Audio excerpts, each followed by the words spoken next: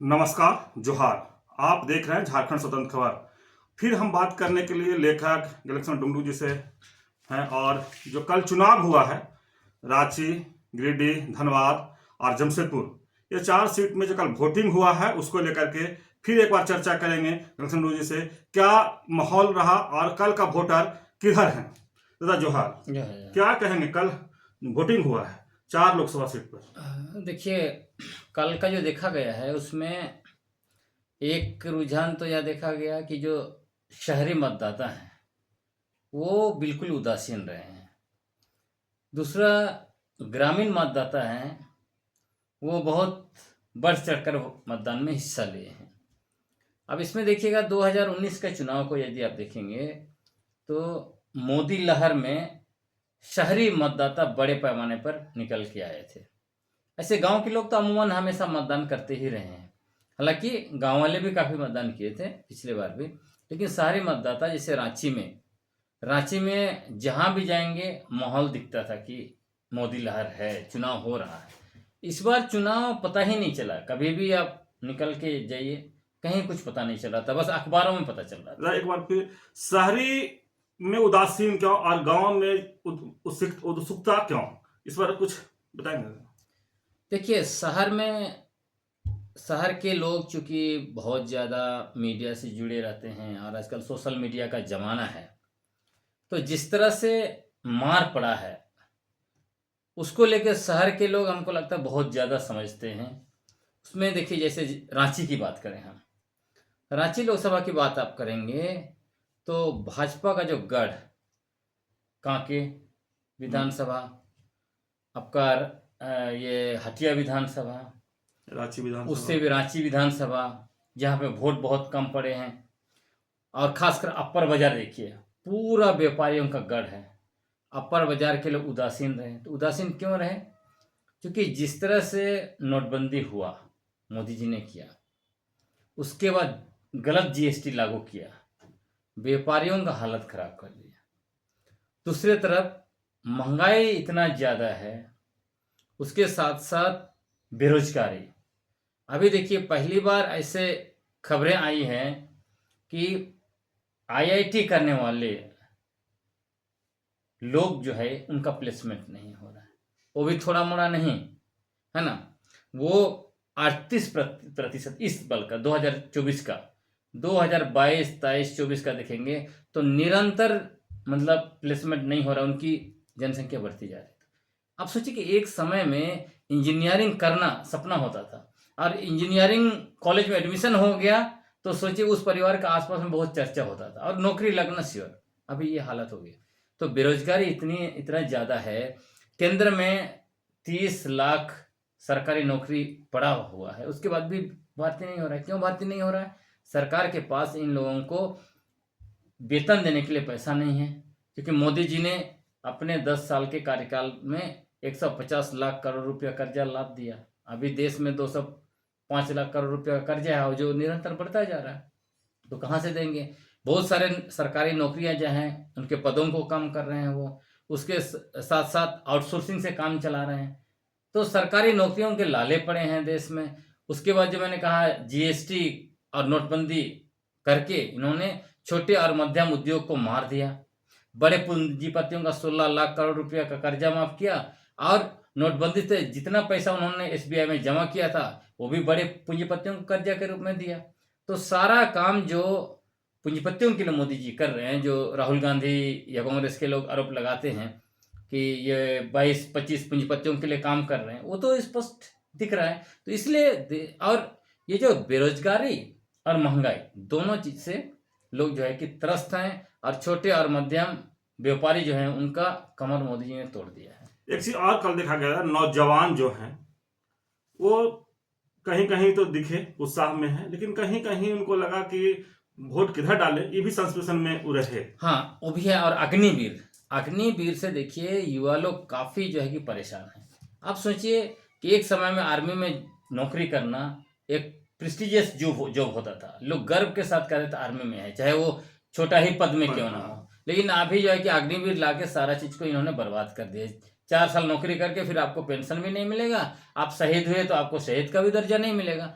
तो इसकी वजह से काफ़ी परेशान है। देखिए कौन लोग वोट नहीं दे रहे हैं, जैसे अपर बाजार में लोग उदासीन रहे, बहुत लोग नहीं निकले, वो हैं बीजेपी के कोर वोटर। तो देंगे तो किसको? बीजेपी को छोड़ के दूसरा पार्टी को देने का मन नहीं कर रहा है, और बीजेपी को भी नहीं मन कर रहा है देने का, तो नहीं दिए। तो ऐसे ही लोग नहीं दे रहे हैं। दूसरी तरफ युवा जो है उत्साहित होकर दे रहे हैं, उनको पता है कि इस सरकार को अभी हटाएंगे तो नई सरकार आएगी तो शायद उम्मीदें बंधेगी।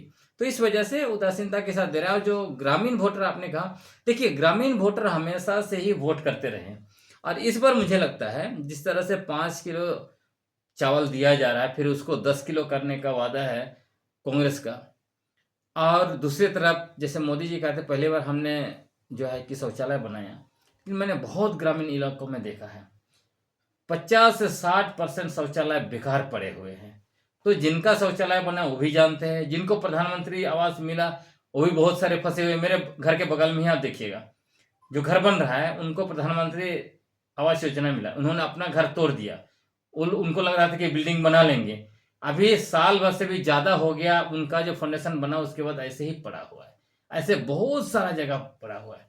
तो ये सारे लोग एक तरह से नाराजगी में हो सकता है कि वो दूसरी तरफ वोट देने के लिए बड़े पैमाने पर निकले, ऐसा दिखाई पड़ रहा है। ठीक है, तो रांची की बात हुआ यार, लेकिन गिरिडीह में टक्कर की में टक्कर जयराम महतो भी दे रहे हैं, मथुरा महतो हैं और सीपी चौधरी जी हैं। तो वहाँ को क्या माहौल दिख रहा है? देखिए गिरिडीह में मुझे लग रहा है एक तो इंडिया गठबंधन के पक्ष में काफ़ी लोगों का भीड़ देखा गया, जनसैलाब उमड़ा, ये सब कुछ देखा गया है। और दूसरी तरफ जो एनडीए का प्रत्याशी जो आजसू के नेता हैं, उनका इतना कुछ चीज़ें नहीं दिख रहा है। लेकिन इसमें यह तय होगा कि जयराम जेबी केसेस के जो कैंडिडेट है जयराम महतो को कितना वोट मिलता है, वो कितना वोट काटने सकते हैं और किस पक्ष को काटने सकते हैं, उस हिसाब से। लेकिन अभी कहेंगे तो जिस तरह से इंडिया गठबंधन के लोग का एक पार्टी एक साथ मिल के उन्होंने वहाँ पे मजबूत कैंपेन किया है, लगता है कि शायद वो निकल जाएंगे, ऐसा दिख रहा है। जैसे रांची में भी शुरू में लगता था कि बीजेपी आसान से जीत जाएगी, ये बीजेपी का ही सीट है। लेकिन जैसे जैसे चुनाव आगे बढ़ता गया, लोग जो कई जगह देखिएगा संजय सेठ का प्रचार गाड़ी को लोगों ने रोक दिया, उसके बाद इधर जो है कि कांग्रेस के कैंडिडेट को लेके बाद में काफ़ी अच्छा मतलब गली मोहल्ला में इन्होंने कैंपेन किया है, और माहौल जो है उनके पक्ष में है। युवा कह रहे हैं कि हम लोग को रोजगार चाहिए, और जो वोट दिए हैं वो भी कह रहे हैं। तो ऐसा लगता है कि ये 50-50 से थोड़ा तराजू कांग्रेस के पक्ष में झुका हुआ दिखाई पड़ रहा है रांची का। तो क्या लगता है कि रांची में जिस तरह से आप कह रहे हैं कि ताज किनको मिलेगा? लग रहा है कि इस बार शायद मतलब कांग्रेस की कैंडिडेट जो है कि वो निकल जाएगी रांची में, ऐसा दिखाई पड़ तो रहा है। गिरिडीह में किनको ताज मिलेगा, जनता किनको सौंपेगा? गिरिडीह में अभी मैं बोलूंगा वो कांटे की टक्कर है, उसमें हो सकता है इसी पे निर्भर करेगा। हालांकि होता क्या है ना, जैसे जयराम महतो का देखिएगा, भीड़ तो बहुत आता है, एक समय फैशन टाइप का भीड़ भी आता है, लेकिन एक्चुअल वोट जब पड़ना होता है तो वहां पे समीकरण बदल जाता है। लोगों को लगता है कि अच्छा ये तो ये मतलब विधानसभा चुनाव तो नहीं है, ये तो लोकसभा का चुनाव है, अगर ये जीतेंगे तो किसको सपोर्ट करेंगे। तो इस हिसाब से हमको लगता है ज्यादा पलटा जो है कि भारी दिख रहा है वो मथुरा माता के पक्ष में ही दिख रहा है। लेकिन उनका समर्थक तो कह रहे हैं कि जयराम महतो गिरिडीह से जीत रहे हैं।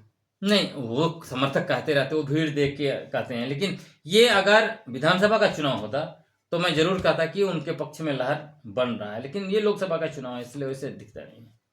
अब धनबाद की बात करें, जहाँ डुल्लू महतो है, दूसरी तरफ अनुपमा सिंह है, तो वहाँ क्या लगता है जनता किनको ताज पहनाने के?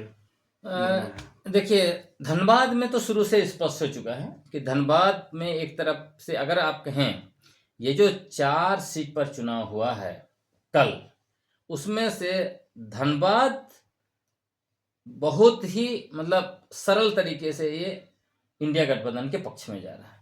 उसका कारण ये है कि आप देखिएगा कि वहाँ एक तो बहुत बड़ा जातीय क्लैश दिख रहा है। जातीय क्लैश क्यों दिख रहा है? क्योंकि भाजपा ने पिछले लोकसभा चुनाव में 2 राजपूत को टिकट दिया था, दोनों जीते थे। इस बार उन्होंने दोनों जगह से राजपूत का टिकट काट दिया और वहाँ पे ढुल्लू महतो को दिया। तो भारतीय जाति समीकरण में आप देखिएगा कि राजपूत लोग कभी भी जो है निचले तबके के किसी व्यक्ति को अपना नेता नहीं मानेंगे जब तक कि वो रिजर्व सीट ना हो। तो इसलिए कहीं से भी सवाल ही पैदा नहीं होता है कि वहाँ के जो अपर कास्ट है वो जो है ढुल्लू महतो को इस बार अपना नेता मानेंगे। एक तो है, दूसरा राजपूत को टिकट नहीं देने से वहां पे जबरदस्त भीतरघात है, और भीतरघात तो है ही है। उसके बीच में, चुनाव के बीच में जिस तरह से भाजपा ने जो नोटिस जारी किया, शो कॉज जारी किया, इससे और भी लोग जो है कि काफी मतलब भाजपा से नाराज हैं, और वहाँ के 5 मंडल के अध्यक्ष जो हैं उनके खिलाफ हैं, और एमएलए उनके खिलाफ हैं। तो ये दिख रहा है। उसके साथ साथ सरयू राय ने वहाँ एक तरह से कैंपेन किया, और जो है कि ढुल्लू महतो को दिखा दिया ये जो है एक जो इनके ऊपर बहुत सारे केसेस हैं, ये एक बड़े अपराधी हैं, है ना, उनके खिलाफ में कैंपेन किया। तो ये सबका भी असर रहेगा। ढुल्लू महतो को थोड़ा ग्रामीण वोट जो है, वही ग्रामीण वोट उनको मिल सकता है। अब ग्रामीण वोट देखना पड़ेगा। अगर कांग्रेस ने कैंपेन किया है उसमें कितना वो लोग, उनका सबसे बड़ा जो हिट ग्रामीण वोट में कर रहा है कांग्रेस का, वो है 1 लाख। ये आप कल्पना कीजिए कि एक परिवार को गांव में 1 लाख मिल जाए साल में, तो उसके लिए कितना बड़ा एक तरह से आगे बढ़ने का मतलब एक जरिया हो सकता है। आप सोचिए कि देश में बीपीएल के लिए कितना इनकम दिखाया जा रहा है। एक व्यक्ति को बिलो पॉवर्टी लाइन, मतलब जो व्यक्ति 27,000 रुपया कमाता है साल में, वो गरीब है इस देश में। और वैसे लोगों का की संख्या जो है कि 36 करोड़ है। अब मोदी जी ने गरीबी की नई परिभाषा कर दी। उच्च जातियों के लिए जो लोग 8 लाख रुपया साल में कमाते हैं वो लोग गरीब है ना, और 80 लाख लोगों को कह रहे हैं कि हम अनाज दे रहे हैं। तो ये जो 80 करोड़ जो है, 80 करोड़ लोगों को जो अनाज दे रहे हैं, तो सोचिए एक तरफ कहते हैं कि हमने 25 लाख लोगों को गरीबी रेखा से बाहर निकाला, मतलब उनके अनुसार 80 और 25 हो गया 105 करोड़, मतलब 140 करोड़ की जनसंख्या वाले देश में 105 करोड़ लोग गरीब थे, मतलब मोदी जी के अनुसार, समझ रहे हैं। तो आप समझ लीजिए कि इनके लिए 1 लाख मिलना बहुत बड़ा मतलब संजीवनी है। मैं गांव में देखता हूँ, आज भी मैं गांव जाता हूँ, घरों में आपको 10 रुपये नहीं मिलता है। 10 रुपया भी उनके लिए बहुत बड़ा चीज है। उनको 1 लाख का अगर सपना, और वो लोग जान रहे हैं कांग्रेस ने जो जैसे आप कर्नाटका में वो 200 रुपये आएगा अकाउंट में कहा था, वो 200 रुपये दे रहे हैं, तो लोग विश्वास करते हैं तो करेंगे। आपका राजस्थान में वो लोग जो वादा किया था, राजस्थान में उन्होंने करके दिखाया। तो कहने का मतलब इसलिए मैं कह रहा हूँ कि ये ग्रामीण वोटर 1 लाख प्लस ये कह रहे कि 10 किलो अनाज देंगे 5 की जगह। तो ये अगर काम किया है और इससे कन्विंस हो कि अगर ग्रामीण वोटर बहुत ज़्यादा निकल रहे हैं, तब तो आप समझ लीजिए कि भाजपा का बचने का कहीं से भी कोई चांस है नहीं। जैसे कि गुलशन डुंगरू जी बताए और विचार अपना रख रहे हैं जो कल वोटिंग हाउस पर, कि रांची में भी जो टक्कर है, कांटे का टक्कर है, और उतनी आसान बीजेपी के लिए नहीं है। और कांग्रेस के लिए इसलिए आसान है कि उनका जो मुख्य वोटर, जिसे अपर बाजार कहा जाए और शहरी क्षेत्र जो कहा जाए, जो कल बहुत वोट देने के लिए नहीं निकले हैं, उदासीनता दिखाएं, लेकिन कहीं जगह उत्साह भी दिखा है वोट देने के लिए। तो इस तरह से इनको लग रहा है, जो देखे हैं कल, जो समझने की कोशिश किए हैं, कि रांची पूरा कांटे का टक्कर रहेगा, और हो सकता है कि कांग्रेस यहाँ निकल सकते। इस तरह से गिरिडीह की बात करें तो वहाँ भी जयराम महतो और मथुराम महतो की बात लोग जैसे बता भी रहे हैं, और ये बता रहे कांटे का टक्कर वहाँ भी रहेगा। और जयराम महतो का जो भीड़ है, अब वो दिखेगा 4 जून को कि कितना वोट में तब्दील हुआ है। लेकिन वहाँ भी जिस तरह से दिख रहा है कि अगर मोमडन की बात करें और सब जाति की बात करें, तो मथुराम महतो इंडिया गठबंधन जितना जोर शोर से प्रचार प्रसार किए हैं, कल्पना सोरेन लगातार वहाँ लगे हुए रहे हैं, तो लग रहा है कि वहाँ भी मथुराम महतो की जीत होगा। लेकिन वहाँ का भी जो जनता कहें या उनका समर्थक कहें, जो इतना उत्साहित हैं, उनको भी लग रहा है कि जयराम महतो जीतेंगे। इस तरह से अगर देखा, धनबाद सीट की बात कर रहे थे डुंगरू जी, तो ये लग रहा था कि जातीय समीकरण जो उनका अपना कुछ जो है बीजेपी का वोटर जो थे, वो भीतरघात की बात कह रहे हैं। तो भीतरघात तो एक बहुत बड़ा ये होता है कि वोट देंगे तो नहीं जाना, ये भी भीतरघात है। अगर वोट देने नहीं लोग जा रहे हैं, वो भी भीतरघात है। तो इस तरह से अब हम बात करें कि ढुल मतों को इस तरह से सरजू राय भी एक तरह से डैमेज किए हैं, बहुत सा केस दिखा करके, अपराधी बोल करके। मैंने इनका यही कहना था कि उनको ये भी एक सरजू राय भी उनको एक नुकसान पहुंचाए हैं।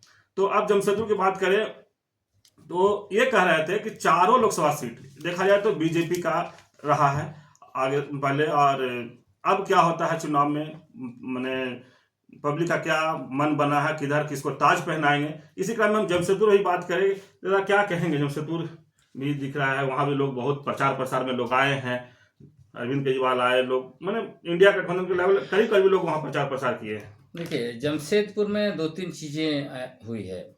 एक तो आप देखेंगे जिस तरह से इंडिया गठबंधन के लोग मिल के जम के प्रचार किए एक साथ हर जगह पे, लेकिन जमशेदपुर एक ऐसा सीट है जहाँ पे जो कांग्रेस के मंत्री हैं बन्ना गुप्ता बहुत एक्टिव नहीं दिख रहे हैं। तो ऐसा लग रहा है कि वहाँ पे थोड़ा अंदर अंदर भीतर घात कुछ हो रहा है इंडिया गठबंधन के विरोध में।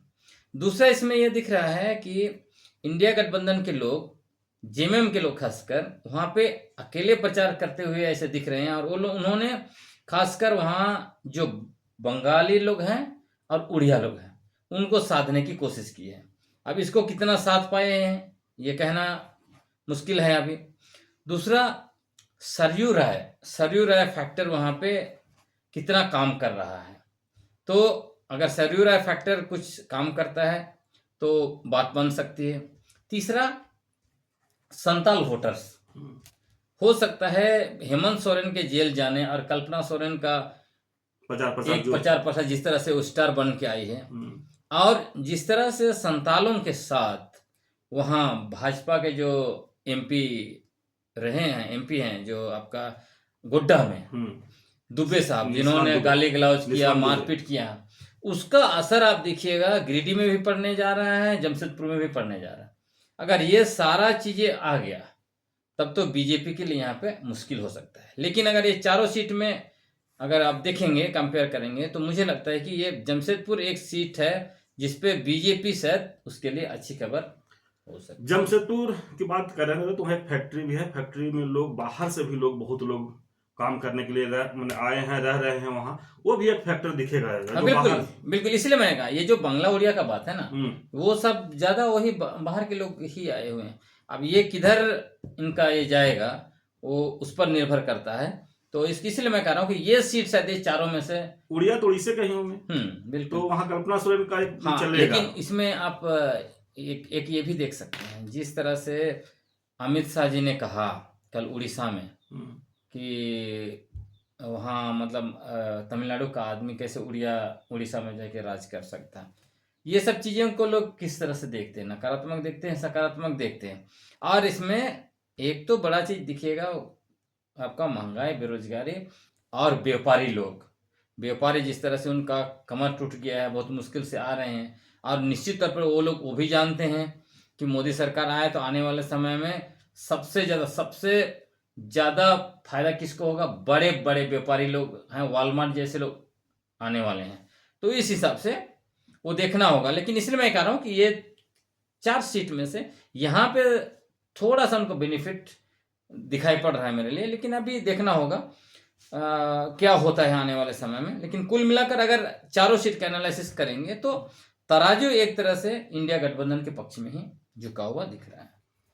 चलिए, गिलंग साहब लोगों ने बताया कि चारों लोकसभा सीट का जो तराजू है इंडिया गठबंधन की तरफ से झुका हुआ है। मैंने पब्लिक का जो मूड समझ रहे हैं कि इंडिया गठबंधन कहीं ताज पहनाएगी, इनका स्पष्ट रूप से यही कहना है। लेकिन ये देखना होगा कि ताज 4 तारीख को कौन पहनता है, एनडीए या इंडिया। लेकिन अब थोड़ा सा ये चुनाव हो गया जिस पर बात डुंगडुंग सर से बात हुआ। इस तरह की खबर को देखने के लिए आप झारखंड स्वतंत्र खबर से जुड़े रहिए। जोहार, नमस्कार।